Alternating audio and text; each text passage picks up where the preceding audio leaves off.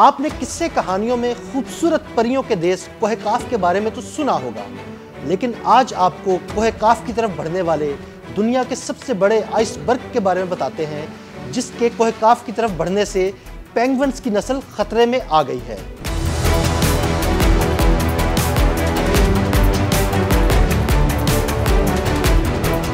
दुनिया का सबसे बड़ा आइसबर्ग, जो बर्फ की एक दीवार जैसा है और जिसका रकबा अमेरिकी रियासत रोड आइलैंड के मसावी है, सुस्त रफ्तारी से तैरता हुआ अंटार्कटिका के उस दूर अफ्तादा जजीरे की तरफ बढ़ रहा है जो लाखों पेंगुइन्स और सील्स का घर है। दुनिया के इस सबसे बड़े आइसबर्ग का नाम A23A है, जिसका रकबा तकरीबन 4000 मुरब्बा किलोमीटर है। बर्फ की ये तैरती हुई अजीम चट्टान कफकाज यानी कोहकाफ के इलाके में वाक़ एक मुल्क जॉर्जिया की तरफ बढ़ रही है। इसकी रफ्तार तकरीबन 1 मील फी घंटा है। माहिरीन कहते हैं कि आइसबर्ग का रुख उस इलाके की जानिब है जहां लाखों पेंगुइन और सील पाए जाते हैं। माहिरीन का कहना है कि ये वो इलाका है जहां पेंगुइन्स अपने अफजाइश नस्ल और बच्चों की परवरिश के लिए आते हैं। आइसबर्ग के वहां टकराने से सबसे बड़ा नुकसान ये होगा कि पेंगुइन्स की खुराक तक रसाई महदूद हो जाएगी और खुराक की किल्लत से इनके बच्चों की परवरिश मुतासिर होगी और ये बहुत बड़ी तादाद में उनकी हलाकतों का खतरा पैदा हो जाएगा।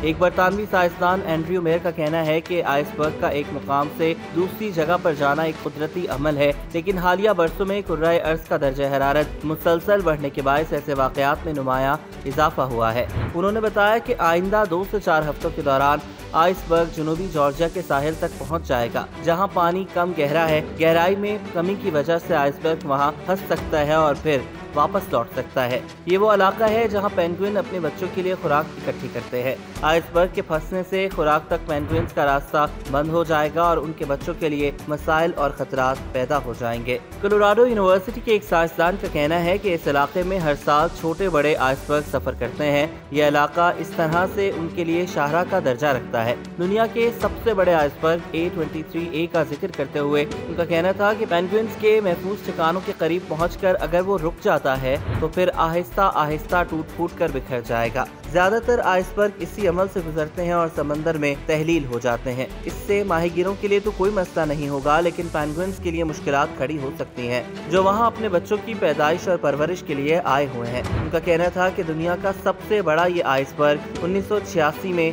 ग्लेशियर से अलग हुआ था, लेकिन इसके गिर्द बर्फानी चट्टानें थीं, जिसमें ये कई अशरों तक फंसा रहा। चट्टानें पिघलने के बाद इसे समंदर में तैरने का मौका मिला है और अब ये पेंगुइन और सील की कदीम पनागाहों की तरफ बढ़ रहा है।